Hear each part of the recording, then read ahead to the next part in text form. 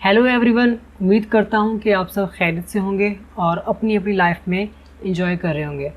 अभी students you grade में apply करके फ्री ही हुए थे कि यूएस का एक और एक्सचेंज प्रोग्राम जो है वो अनाउंस हो चुका है।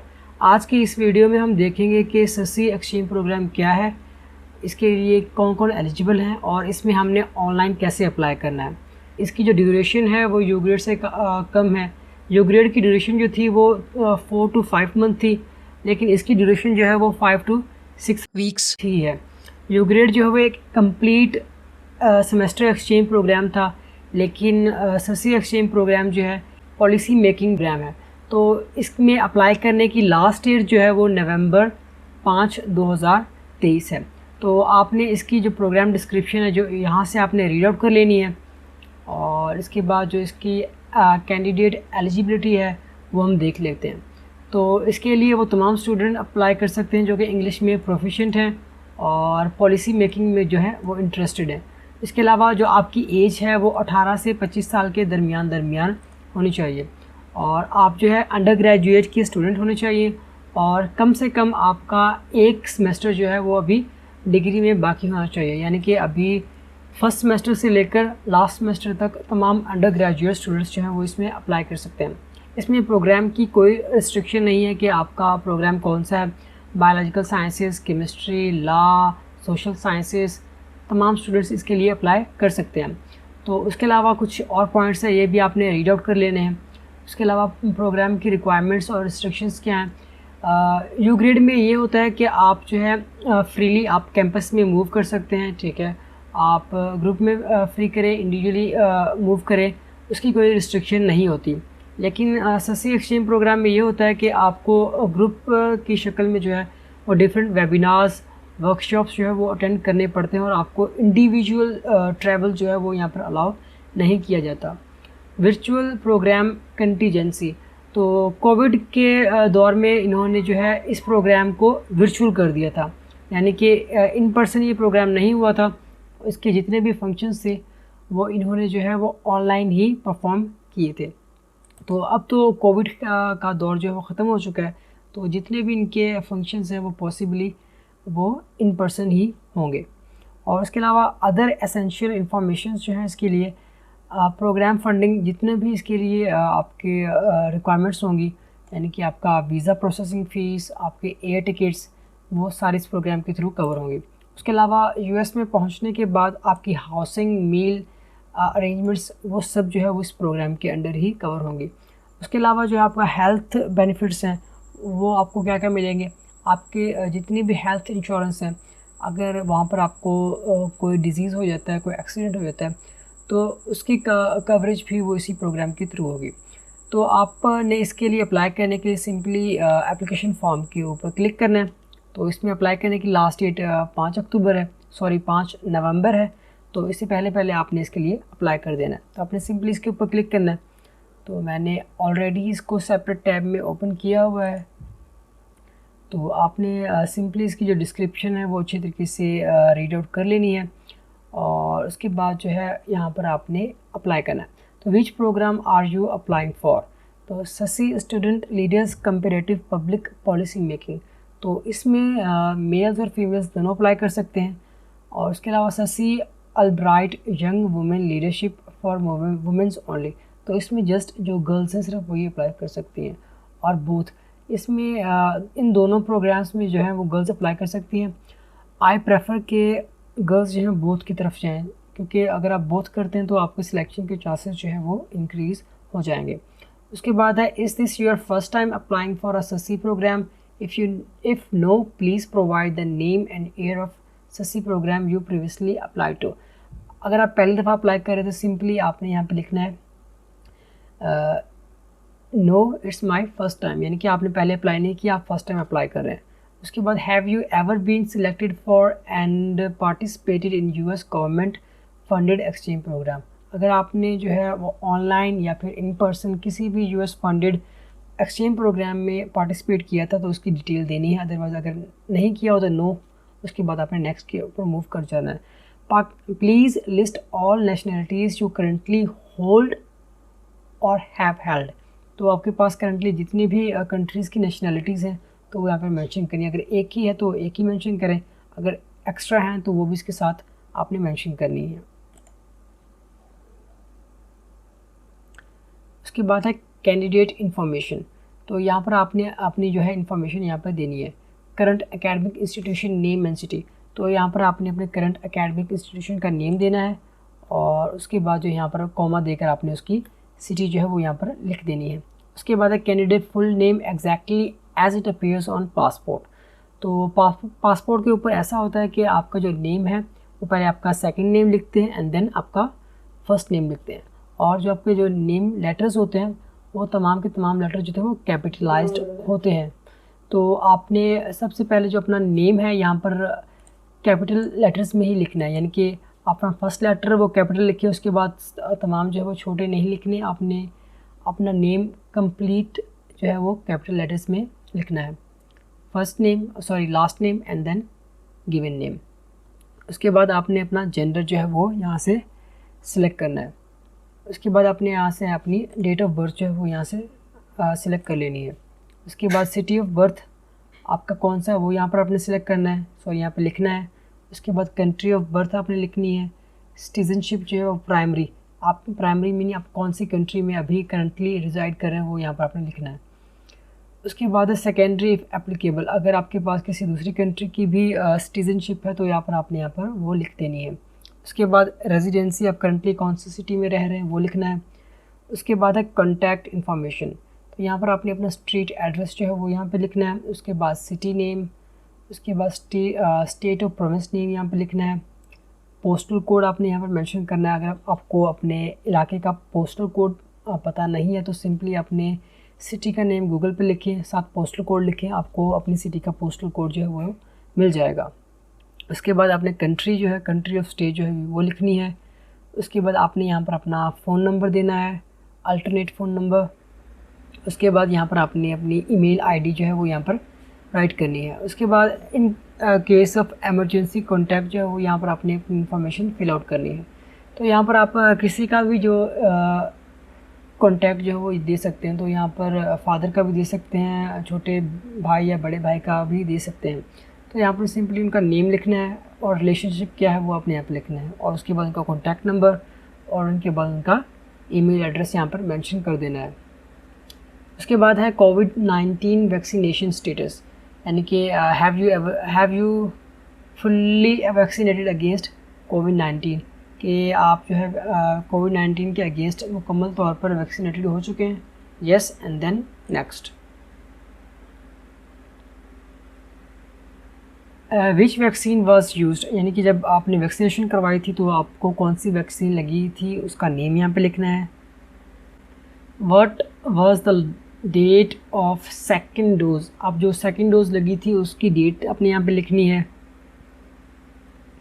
Did you get a booster dose, if yes then when, अगर आपको बूस्टर डोज लगी हुई है तो उसकी इन्फॉर्मेशन देनी है, कब लगी और उसकी डेट यहाँ पे लिखनी है, अगर नहीं तो नो एंड नेक्स्ट। उसके बाद यहाँ पर आपने अपनी ट्रैवल हिस्ट्री के बारे में बताना है। Have you ever travel to the United States before, अगर नहीं तो नो, अगर ट्रैवल किया है तो उसकी डिटेल्स यहाँ पे देने हैं, अदरवाइज आपने नो करके नेक्स्ट पे मूव करना है। Have you ever travelled to another country besides United States, अगर यूनाइटेड स्टेट्स के अलावा आपने किसी कंट्री को विज़िट किया है फॉर अ शॉर्ट इंटरवल, उसकी भी आपने डिटेल यहाँ पर देनी है, अदरवाइज इसको भी आपने नो करना है एंड नेक्स्ट पे मूव करना है। Do you have any family residing in the United States, अगर आपके फैमिली मेम्बर्स जिनके फादर मदर या बहन भाई में से कोई यूनाइटेड स्टेट्स में रह रहा है तो उसकी इन्फॉर्मेशन आपने यहाँ पे देनी है, अगर कोई नहीं रहता तो नो एंड नेक्स्ट। उसके बाद है कैंडिडेट एक्सपीरियंस, इस सेक्शन में आपके पास आपका जितना भी एक्सपीरियंस है वो मेंशन करना है, आपने अपनी एजुकेशन और प्रीवियस एजुकेशन और एक्स्ट्रा करिकुलर्स के बारे में यहाँ पर बताना है। तो सबसे पहले please provide details about your current educational experience, तो इस फॉर्मेट के अंदर जो है आपने अपनी करंट एजुकेशन की डिटेल्स जो यहाँ पर मेंशन करनी है। सबसे पहले आपने अपना इंस्टीट्यूशन नेम लिखना है, उसके बाद जो आपकी डिग्री है, डिग्री का प्रोग्राम क्या है वो आपने लिखना है। उसके बाद अभी आपका कौन सा ईयर चल रहा है वो मेंशन करना है। उसके बाद आपकी मेजर जो है फील्ड मेजर जो है वो क्या है वो मेंशन करनी है। उसके बाद आपकी जो इंस्टीट्यूट है वो कौन सी सिटी में है वो आपने मेंशन करना है। उसके बाद आपकी एक्सपेक्टेड ग्रेजुएशन डेट जो है वो मेंशन करनी है। एंड देन आपने अपना CGPA यहाँ पर मेंशन करना है। CGPA से मुराद, यहाँ पर GPA से मुराद आपने ओवरऑल CGPA ही लिखना है, जस्ट एक सेमेस्टर या लास्ट सेमेस्टर का GPA यहाँ पर आपने नहीं लिखना। उसके बाद है प्रीवियस एजुकेशन। आपने प्रीवियस एजुकेशन भी सिंपली इसी फॉर्मेट के अंदर यहाँ पर आपने लिखनी है।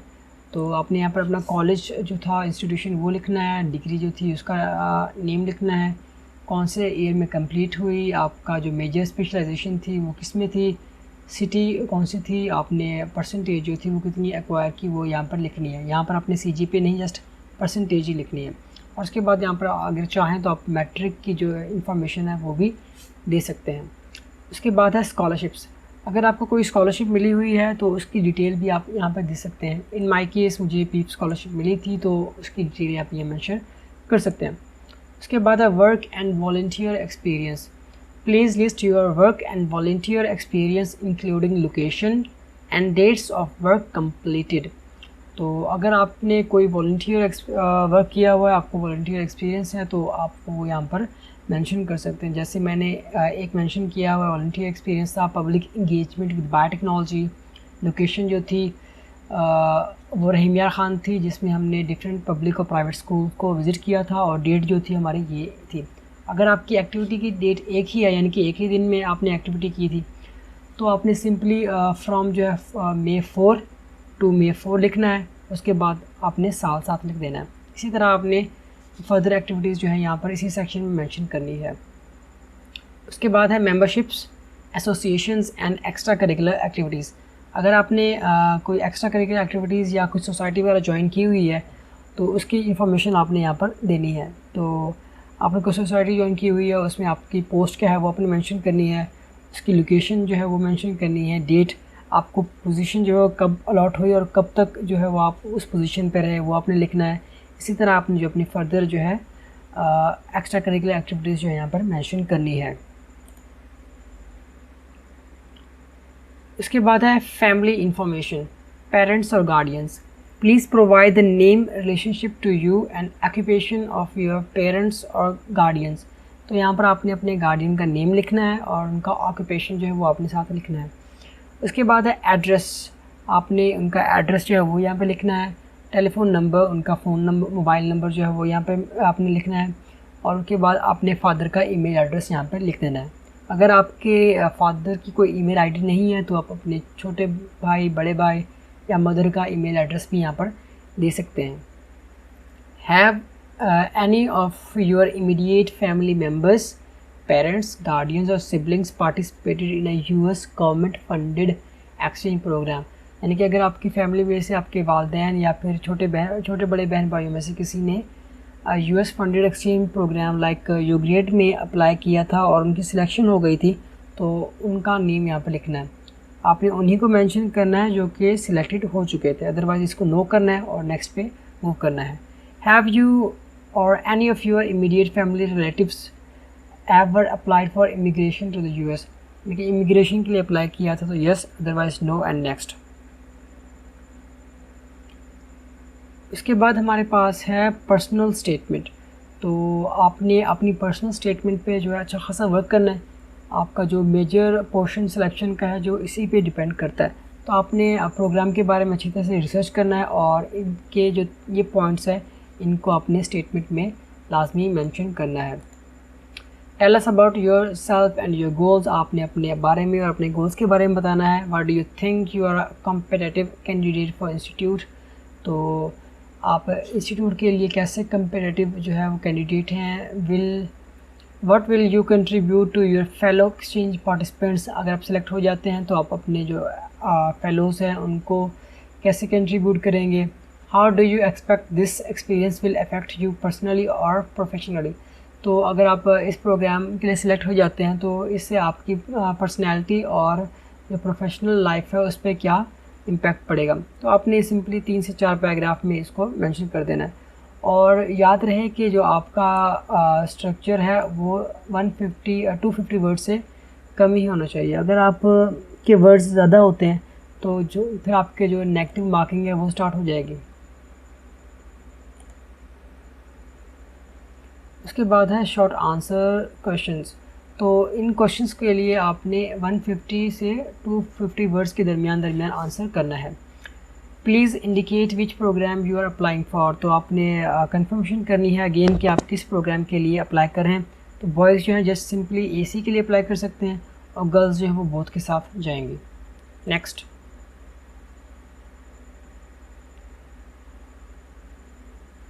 उसके बाद है हमारे पास what one initiative would you be interested to initiate on national level in Pakistan.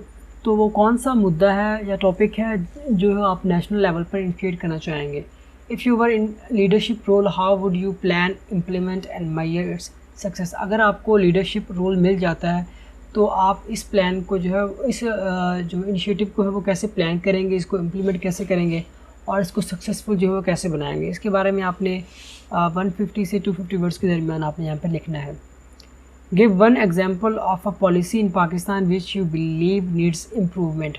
तो पाकिस्तान के अंदर वो कौन सी पॉलिसी है जो आपके अकॉर्डिंग उसमें अमेंडमेंट या फिर उसमें जो है इम्प्रूवमेंट होनी चाहिए। तो उसके बारे में आप लिखेंगे। अगर आपको उसकी अथॉरिटी मिल जाती है तो आप उसको कैसे चेंज करेंगे। तो इसके बारे में भी आपने 150 से 250 वर्ड्स के दरमियान यहाँ पर आपने अपना आंसर लिखना है। Are you also applying for SUSI Albright young women leaders. इसके लिए सिर्फ गर्ल्स अप्लाई कर सकती हैं। तो बॉयज़ इसके लिए नो करेंगे और गर्ल्स इसके लिए यस करेंगे एंड देन नेक्स्ट।